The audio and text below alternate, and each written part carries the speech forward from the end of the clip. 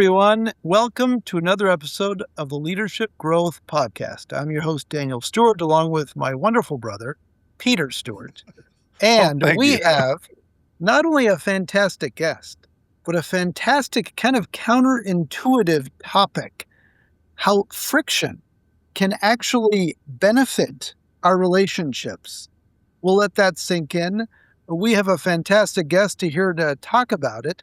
Ross Blankenship, welcome to the Leadership Growth Podcast. Thank you, Daniel. Thanks for having me on. Let me just kind of share a little bit, brief background for Ross, and then we're going to dive into this kind of interesting topic here. So, Ross Blankenship, organizational psychologist, executive coach, and author, who works with CEOs and senior leadership teams on the human side of leadership. He's the author of Everyday Leadership and Assessing CEOs and Senior Leaders, and is currently co-authoring a new book. This will be a great one. A new book called Friction, which actually, yes, is the topic here today, coming out August 2026, which explores how the emotional tensions of modern work can actually become the raw material for better leadership. So, Ross, you're out in Alabama, I believe, right? I am. Birmingham. Born and raised. Oh, fantastic. Yeah, you live with your wife and two daughters. And then you run a coaching and advisory practice called Tuesday Advisors. And also, You do a fair amount of writing, essays on work identity and psychology on your Substack. So people can then look and check you out at Ross Blankenship for your Substack. So anyway, tremendous to have you here. Let's start off with this question, friction and relationships. How did you get to that? How did you dive in to then looking at, hey, friction, that actually might be helpful for relationships? Where did that come from for you? It's a good question. It's I don't think of it specifically as friction in relationships, although that is definitely a piece of it. It is like broader and deeper than that. But I arrived at this idea in thinking about AI and how AI is impacting how we think and how we learn. And I've read a fair bit about how computer systems are designed, or how user interfaces are designed. And a lot of the ways that our technology is designed these days is to reduce friction, to eliminate it almost entirely. Think about how easily you can order food to your door, rather than what we would think of as like the behavioral friction of having to call somebody or drive somewhere and pick it up. You can push a button and have it delivered, and you can look at that same dynamic across any number of technological applications, from dating to communication to you name it. And then when these AI systems started coming out and we started seeing initial research about what it does to brain activity and learning, we started to think about this is the same frictionlessness drive or dynamic that we're after, but it's being applied in a way that's actually eliminating the value. So there are fascinating streams of research in there's one called Desirable Difficulties. It's about how if you make the way that you study a little bit harder, it actually boosts retention and it boosts recall. So you can learn things better by making it actually more uncomfortable in the way that you study. And so that line of thinking became kind of a model for my co-author, Maggie Sass, and me to think about, are there ways of thinking about friction, like internal friction, which we think of as emotion, then interpersonal friction, which is like conflict, or your relational dynamics, and then system friction, which is culture, the ways that we design our systems that make it easier or harder to get things done. And so this became kind of like a metaphor for how do we relate to when things are hard, or when we perceive them to be hard in life, and when we should be trying to make them easier versus when we should say, maybe this is a chance to go a bit slower for a better outcome later. So as I'm hearing that, Ross, it sounds like this concept of friction is not necessarily something that we fundamentally want to get rid of. There's actually some benefit at understanding it at certain layers. How can listeners, as they're hearing this notion, how can they use that concept? Can you share some examples of where friction might initially we want to avoid, but in the end, it turns out to be helpful. Yes. Yeah. The example that always comes to mind for me is there was kind of a moment where this idea crystallized in the context of emotional intelligence and how emotion is kind of like the substrate of what makes effective leadership behavior. So like it is the thing that is underlying all of the skills and dynamics that we think about as related to leadership. It's emotion, because leadership is inherently interpersonal. And so you're always dealing with other people if you're leading. And people are emotional, even when we're rational, like there's emotion involved in rational thinking. And so I was doing work with an executive team talking about delegation. Peter, you may have heard this in my conference presentation. And we were talking about barriers to delegating. And, there's a number of things that anybody could reel off about how much do I trust the person I'm delegating to? How much do I believe they can deliver at the same level of quality? There's timing issues, training, any of these technical elements. But one person said, I don't delegate because I'm selfish. And I'd not heard that before. And I'm a psychologist. So I said, tell me more. And we got into this conversation about identity and this feeling that I don't delegate because there are things that I do at work that make me feel valuable. And if I give them away, then I'm losing something about my identity. And I had this moment of like, well, that's grief. Like you're talking about bereavement, like you're talking about the absence of a thing that's important, that is special to you. And if that is standing in the way of you delegating, that's a really different problem than like knowing how to delegate, how to set expectations. And then it occurred to me too that like the other things here that prevent this from happening, it's not that I don't know that I need to have a conversation to hold somebody accountable. It's that it makes me uncomfortable to think about it. And it might make me uncomfortable for reasons that are different than it makes you uncomfortable. But in both cases, it's the emotion that is making it challenging. And if you go straight at the emotion, you're doing something really different than going at like the skill. You're reminding me, one of the rules of engagement I'll often do at the beginning of any like leadership offsite or something, or even workshop, is I will talk about and challenge them and say, I hope at some point you feel uncomfortable while we're together. And I'll say, not uncomfortable because it's an awkward moment or, the room isn't arranged right or whatever. No, it's because you've looked deep inside and you had the oh crap moment. The realization where you may need to challenge your own biases, challenge the way you've done something and unlearn, and you feel a little uncomfortable. And so how you're describing friction, it's almost like stress. Because sometimes we can look at stress and say, I want to get rid of all stress. And yet we know that there's that magic point. And for those of you who are just listening, I'm kind of drawing that bell curve idea where you want enough stress to push you and motivate you and learn. And yet if you get too much stress, that's where the burnout or the discouragement. And so to find that special space around where just enough friction is helpful. So Ross, have we gone overboard in all of the beautiful simplicity of design that we're focused on? Are we getting rid of too much friction sometimes? Yeah, I think so. It's interesting. I had a client recently ask me what I thought was going to, we're in this moment with AI where everybody's kind of prognosticating about, there's either the accelerationist view that AI is going to eliminate jobs, like all jobs, and we're not going to have to work anymore, which I don't think is properly accounts for human nature. And then there's the view of like, well, it's going to, whipsaw out and then swing back and things are not going to change that much. And maybe it'll be in some of our systems.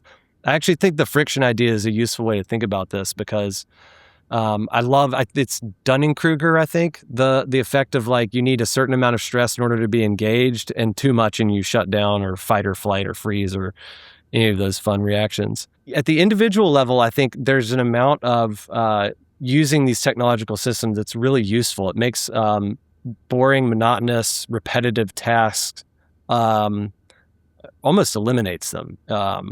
interpersonally, it has interesting uses, and there's research about AI and coaching, or like chatbots and coaching and therapy, that it actually does provide a useful benefit. And even systemically, like it can make, again, complex systems more easy to manage at scale. But I think if you think about in any of those levels, taking too much friction out, if you take too much of the friction out of my thinking through something that I'm writing, then I'm not really thinking about it anymore. Part of the benefit of writing it is thinking about it, is sort of like learning what you think as you try to create it. And there is a struggle involved in that. Interpersonally, if you offload all of the way that you communicate with other people onto a system, you're no longer thinking about how am I saying this? It's really not even a person talking to another person. And then at the systemic level, I think if you inject too much AI into it, if you pull too much of the friction out, we're not going to know how our systems work anymore. Like I think about this in my car a lot. I recently sold a car and bought a stick shift again, which is what I drove when I was 16.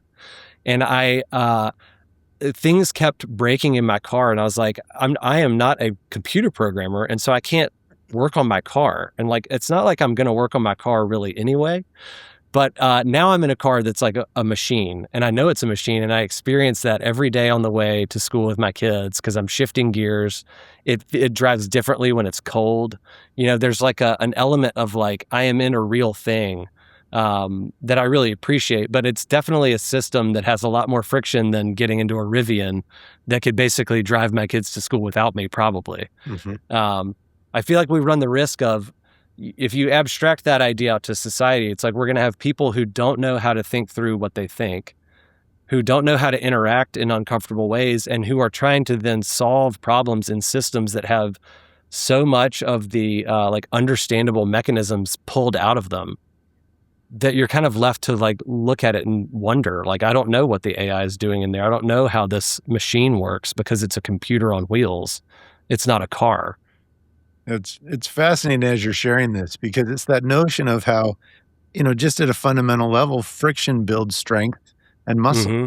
I mean, as we look physiologically, that's how we build those in our bodies. And I know you're not just kind of spouting these as your opinions. And right. I mean, they're fascinating opinions, but you've also been doing research on this for a long time. And I know you and Maggie have been running this research study, the American Emotions Survey, for a while. Yeah. What are some additional elements from there that you've gleaned that really help apply to the modern workplace and leaders? Yeah. Our emotions survey has been really fascinating. It's I think our work here started, I guess a lot of research projects start this way. It started as kind of, we're observing this in the field. We should learn, what does this look like at scale? And so we gathered a survey of responses of representative of the American population. And a couple of things I think are noteworthy. The very first thing we were curious about is how much do people even know about or think about EQ? And we found that about 30% of respondents knew what EQ was or thought about it at all. So there's a lot of work to do out there about helping people learn more about like the emotional inner workings of their minds and their bodies. 70% of the people we surveyed said that they believed that emotional intelligence is going to matter even more in the future, which I think was kind of a reinforcing idea for us, that as these systems become smarter, as work changes in the realm of AI, the human to human interaction is going to become even more important, especially in a leadership capacity. Fascinatingly too, so take that idea. 70% of people think that emotions are going to become more important, or emotional intelligence is going to matter even more. And then just over a third, 35% of people agree that emotions are a weakness at work. So that's a really interesting problem. We started to try to identify, can we show in data, can we find like some patterns here that show that leadership is emotional work? We don't think about leadership as work that has like an emotional cost.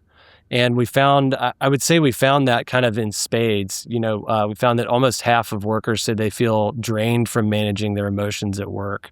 And there's this interesting kind of cross effect too of people who identify as more emotionally intelligent experience more strain. So if you're in a system where you experience high friction, which we would call like a system where emotion is viewed as a weakness and you are very emotionally aware, then you're experiencing even more tension trying to manage yourself in that environment.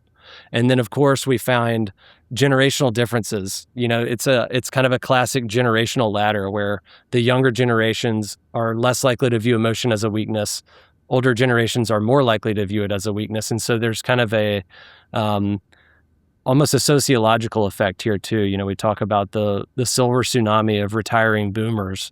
There's like an emotional effect of that we're measuring in the workplace as well. Let's keep going with this idea. And a moment ago, or a few minutes ago, you were mentioning how we can look at these kind of friction at the individual level, team level, and organizational level. Mm-hmm. Talk to us a little bit more in terms of how those three different lenses, how does that inform how we want to go about building relationships in each of these kind of levels of analysis or scoping, if you will? Yeah, sure. I was just working on a portion of the book writing about emotional granularity, which is this idea from Lisa Feldman Barrett's book, How Emotions Are Made, where she talks about the way that I remembered it, which I was just looking, and this is not what she says, but that emotional granularity, like the diction that you have about your emotion, is foundational to emotional intelligence. Now, she would say it's a lever that you have, and I'm like, no, it's like the thing, which is to say, like the more words that you have, the finer, like the thinner you can slice the way that you're understanding your emotion, the more emotionally intelligent you are. And I love that idea at the individual level because it's a pretty simple thing to do. It's literally just learn more words. Go to like Google a feelings wheel or the mood meter.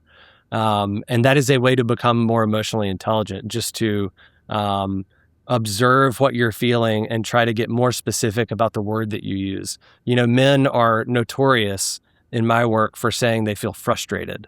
And almost always what I think they're saying based on my observation and kind of experience of them is you're angry. But nobody says that. And even that is an important distinction if you think about the difference in the magnitude and like the pattern of when irritation might become frustration, might become anger, might become rage. Those are really important distinctions, but we don't use words with that fine a grain, especially at work, because words like rage become really uncomfortable. And I can guarantee you rage exists at work. So that is at the individual level. At the interpersonal level, I think it's even more important to think about when is an emotion that I'm experiencing or one that I'm anticipating changing how I'm acting with somebody. So if I'm expecting somebody to be disappointed or frustrated or, any other number of emotions, I'm probably going to pull back or I may avoid that conversation. And that's something that we see in coaching and in teamwork all the time. One of the questions I ask most of leaders is, have you said that out loud to them? And the answer is almost always no. We're having a conversation talking about incredibly detailed dynamic about how they behave on a team, and none of it has been said out loud. And this is why people get fired, and it's a surprise, which that should never be the case. We should be talking about our performance as we go. We should be learning and getting feedback and either getting the chance to improve or not.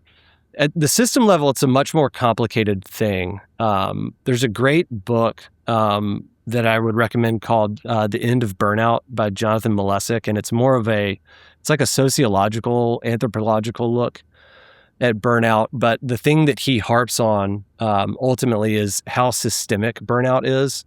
We, especially psychologists, are kind of predisposed to think of burnout as an individual problem with individual solutions. And it really is not and does not have individual solutions because it's almost like our organizations, especially in the West, especially in America, are designed to extract as much out of people as they can get. And so, trying to take a personal day will not solve systemic burnout. And it's interesting, this is something we found in our research too, which is more emotional intelligence can serve as a buffer in a high friction environment, but it doesn't solve the friction problem. It's really more of a design problem. And so that's when you get into questions about incentives, work design, like things that a leader might have control over or somebody in authority may have control over, but you really need to understand the impact of them and how they trickle down in the culture in order to take effect on it. Oh, these are powerful illustrations at the different levels, Ross. And as you're describing it, I'm particularly at that individual level of kind of building somebody's feelings vocabulary. I'm taken back to my clinical days where oftentimes that was step one of therapy. Let's expand the feelings vocabulary so we can do it. And some of the premise behind that goes back to the Whorfian hypothesis. I think it was Karl Worf was his first name, who projected that or postulated if we don't have a word for something, we really can't ever fully see it. Mm. And how language is just key to our understanding of the environment around us. Mm-hmm. And so much of what you're illustrating at that individual, team, systemic level is expanding the framework, the models, the vocabulary we're using so we can actually see where are there breakdown, problems within this system. Totally. So I love the way you're bringing that up at a burnout perspective. So let's back up for a minute, because I know you have not always been an EQ believer. Right. What led you to actually, because I know there's listeners here who are like, oh, we hear about EQ all the time. Does it really make a difference? What's this based on? As an EQ convert, so to speak, Yeah. what brought you to this point? This is an ongoing joke with between Maggie and me, which is I keep saying, can we write a book about emotional intelligence and leadership without using either of those words on the cover? Because I the same thing. I see that word and I kind of like bucket it into like a whole host of thoughts and feelings. I'm like, I'm not interested in that. I feel a little bit the same with leadership. I'm like, I'm interested in like the impact that people who are doing leadership, who are like practicing leadership, can have on other people. But as a field, I find leadership, it's one of those words that kind of doesn't mean anything to me anymore. The way that I came into this, so I came in through executive assessment, a consulting psychology background, which is, the overlap between org psych and counseling, basically. And did executive assessments and succession planning and was doing a lot in the kind of M&A talent assessment and hiring space, and got the opportunity to write my first book, Assessing CEOs and Senior Leaders, which is about executive assessment. It was sort of the book that I would have wanted to read when I was getting into the field if it had been available at the time. And it was also kind of my take on Dean Stamoulis's book, Executive Assessment, Senior Executive Assessment, which is also a great resource. And, I put my proposal together and I sent it to the American Psychological Association. I got some feedback back that said, you're covering a lot of good ground here, but you haven't said anything about emotional intelligence. And I wrote a letter back and I was like, I know, I've done the research and I don't think it adds incremental validity over X, Y, and Z that we already use in executive assessments.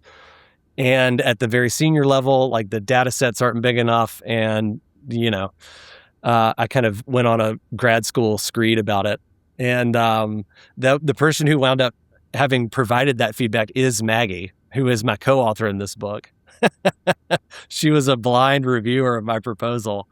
And in the intervening years, I've done more and more coaching. So I'm kind of shifted from assessment to assessment for development to leadership development to just a lot of what I do now is one-on-one coaching or kind of working with individuals and teams. And so much of what I do, if not all of it, is framing and emotion management with people. And usually the emotion management is framing, which is helping people think differently. I would say more clearly, but I'm not quite sure that's true. It's sort of like, how do you shift the perspective to gain new insight, to gain kind of new feelings or perceptions of what you're doing or how you relate to it. So much of it is so bound up in your emotional awareness and your emotional experience of your work. And even in that regard, like in your body, like your experience of your body and how you take care of like the animal, like the soft body of yourself. I love that Mary Oliver term. that it kind of became undeniable. And so I shifted maybe all the way over, like, how do we measure it and what does it mean to measure it, to like, well, we know it's the most important thing. The measurement of it is maybe secondary, but let's come up with new ways to think about it that may give people, especially skeptics like myself, access to it in a way that feels like it may enable performance, or it may enable effectiveness.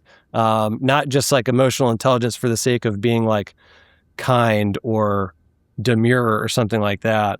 Like, I'm interested in the emotional intelligence of like Olympic athletes who are negotiating with each stroke of their crew boat at the absolute limit of their ability. But I would say, like, in that moment, that is emotional intelligence, pushing you to elite performance, not in the sake for the sake of being less direct or being less effective, but almost like for that purpose.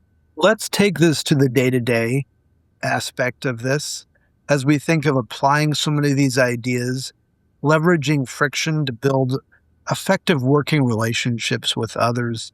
And I'll say the word leadership, for Sure. lack of a Yeah. better term, but it's what can leaders take that they can do every day with this information? What does that look like, especially as the demands of leaders, especially the middles, that middle Mhm. management space, increases all the time with technology, with AI, with so many demands? What are the nuggets? What can we take to help everyday leaders build and strengthen their ability to lead? There are a couple of things that I always go back to. One is continuing to talk to people. And I say that specifically, like, talk to people. We are really quick, I think, to send emails, especially, I mean, I do this. I write emails really fast, and then I drop it into Claude, and I say, like, make this read like a human wrote it, and it's like an email that I've written, but it's then been edited. And we've known for years how much tone and context digital communication strips out of a message. And I think that, especially in a leadership position, or in a position where you are having some amount of authority over other people, it is easy to over-index on how quick and simple digital communication is compared to talking to people. An example that we saw of this recently in an interview for our book was about letting people go. It was interesting. We saw two different, these are different clients, two different experiences of a layoff. And one of them was like, you've been invited to a Zoom 15 minutes from now with no context, and you log on and then you're laid off, and the CEO is not even on the screen. And it's like maybe a tech problem, and then you're just done. And of course, everybody feels jilted and bad, and it's kind of an inhumane way of handling like a very human challenge. Another client, say what you will about how they did this, but they had individual conversations with like 300 people to tell them about their package, why they were doing it. Yeah, and it wasn't, it was all performance related. It really wasn't like we have to do a layoff. It's like we are doing this in order to try to get lean and move faster. And everybody, nobody's happy to get laid off, but I think they probably processed it a lot more clearly and cleanly. And that is ratcheting up the friction in a systemic decision dramatically in order to handle like a challenging circumstance in a more humane way. I think like thinking about the human level of the work that we're doing in organizations is always the call, whether that's, having a conversation in person, being able to meet in person, or taking the time to just be present with somebody else. That's a conversation I have a lot with leaders as well, which is sort of taking the time to be with the team and hear what they have going on, what they're kind of processing, so that you can then serve as like a support to that, rather than just focusing constantly on how do we accomplish the goal that we have set out in front of us today? And this is, again, all in service of like becoming more effective over time. Sometimes you have to slow down in the moment in order to kind of be able to move more quickly together later. Yeah, very, very helpful perspectives. And I think that sage advice of communicate, talk, interact, I think it's going to become just so critical more and more. And as you're saying that, I'm reminded of a recent coaching conversation I was having with a very driven leader who we've been working on building EQ with them. And a key distinction that this individual has begun to adopt was helping to pay attention when they're having a conversation with somebody. Historically, he'd been so focused on making sure they agreed with him. Right. And so he was focusing on any signs of disagreement, as opposed to actually paying attention to signs of disengagement. I like and that little distinction just has paid dividends so well, because now he's got a lens through which he's looking at this interaction where he's not afraid of friction. He's happy to create the friction, but he's now tuning into, oh, wait a minute. Is their silence actually a sign not of agreement, but of disengagement? Right. And so it's like all of these little applications we have and the nuances of these interactions where there's not a one size fits all, but we have to be aware and try and put ourselves in those situations where we're going to be having those interactions. Mm-hmm. My favorite book at the moment, I hate that I can't remember her name. There's a book called Improv Wisdom from the professor of improv out at Stanford for years and years. But the subtitle is "Don't Prepare, Just Show Up." And I love that because it's almost a corrective against the like, I have to have all the answers. I'm the leader. I need to know. And in many circumstances, that's not true. And in circumstances where I'm working with somebody who believes that, if you go unprepared, you're still going to be prepared compared to average. But I like it's almost like go and do improv with somebody in a conversation rather than going to deliver a message or make sure to confirm that they think X about what you're saying. Just go see. I love encouraging people in conversations to say, can you listen in a posture? Can you go in like with a posture to listen to somebody else? And the posture is this: I am willing to leave with my mind changed. Like, I'm willing to let go of what I think and listen in such a way. Now, that doesn't necessarily mean that it will. I find that idea uncomfortable in a lot of circumstances.